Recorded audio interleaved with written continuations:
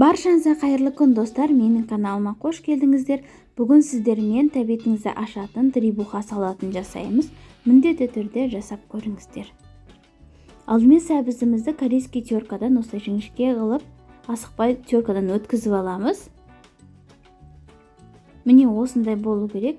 Аздап қана үстіне тұз сеуіп қоямыз. Сәбіздеріміз жұмсарып тұрады. Қиярымызды ортасынан бір бөліп, қиғашынан жіңішкелеп турап аламыз. Достар, менің каналымда алдағы уақытта жаңа видео рецепттерді жіберіп алмаш үшін міндетті түрде каналыма тіркеліп қоңшаны басып қойыңыз, сонда сіздер жаңа шыққан видеоны бірінші болып көретін боласыздар. Тәтті бұрышымызды төртке бөліп, жіңішкелеп турап аламыз. Соломка ретінде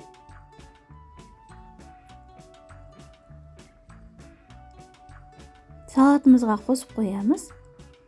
Енді пиязымызды жіңішкелеп ортасынан бір бөліп турап аламыз. Бөлек ыдысқа салып қоямыз. Енді алдын ала жуып алған, тазартып алған осындай сиырдың қарынын қолдандым. Сіздер кез келген қолдансаңыздар болады. 1,5-2 сағатта пісіріп аламыз да, осылай бірнеше бөліктерге бөліп, жіңішкелеп турап аламыз. Енді пиязымызды қызып тұрған майға аздап сарғайғанша қуырып аламыз. Жақсылап араластырып тұруды ұмытпаңыздар. Үстіне турап алған қарындарымызды осылай тағы да қуырып аламыз. Дәміне қарай қара бұрыш және паприка қостым. Жақсылап араластырып, одан кейін тұз сеуіп жібереміз. Дәміне қарай тағы да 5 минуттай қуырамыз. Енді чесноктарымызды ұсақтап турап аламыз, немесе теркадан өткізсеңіздер болады.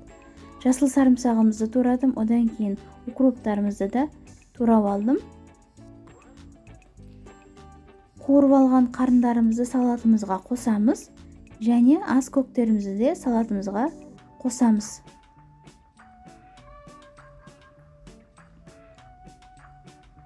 Үстіне азғантай ғана уксус қосамыз, одан кейін 2 ас қасық соя соусын қосып жақсылап араластырамыз.